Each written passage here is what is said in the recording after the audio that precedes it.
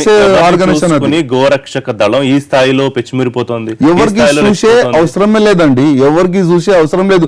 మీరు ఒక్కసారి భగవద్గీత చదవండి, మీరు ఒక్కసారి భగవద్గీత చదివితే మీరే చెప్పారు అందులో ఆవుల్ని గౌరక్షణ గురించి ఉంది. దాంట్లో గౌరక్షణ అంటే 33 కోట్లు దేవి దేవతలు మన ఆవులో ఉంటది, దాంట్లో రాసి ఉందండి.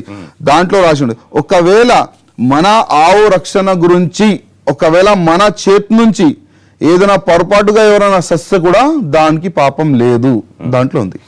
దాంట్లో ఉంది. అది హిందూ పవిత్ర గ్రంథాల్లో అలా రాసి ఉంటే బహుశా వేరే ఇతర మత గ్రంథాల్లో వేరే రాసి ఉండొచ్చేమో, మీరు దేనన్నా చంపి తినొచ్చు అని ఉండొచ్చేమో.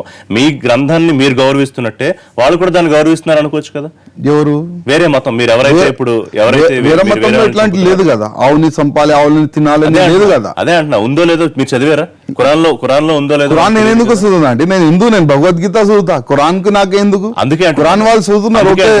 హిందూ మత నా పాయింట్ వినండి, హిందూ మత పవిత్ర గ్రంథాల్లో ఒకవేళ మీరు చెప్పిన మాట ఉంటే వాళ్ళ పవిత్ర గ్రంథాల్లో కూడా వేరే ఉండొచ్చు కదా, వాళ్ళు వాళ్ళ గ్రంథాన్ని ఫాలో అవుతుండొచ్చు కదా.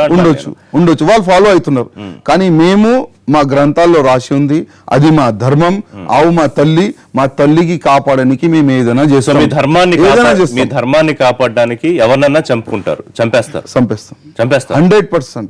మా ధర్మ రక్షణ గురించి మేము సావానికి సిద్ధం, ఎవరికైనా సంపని కూడా. దేశంలో ఒక చట్టం ఉంది, మీకు తెలుసు కదా. ఉంది కదా, ఒక రాజ్యాంగాన్ని ఫాలో అవుతుంది. ఉంది కదా. We're in democratic society. First ధర్మమా ఫస్ట్ చట్టమా?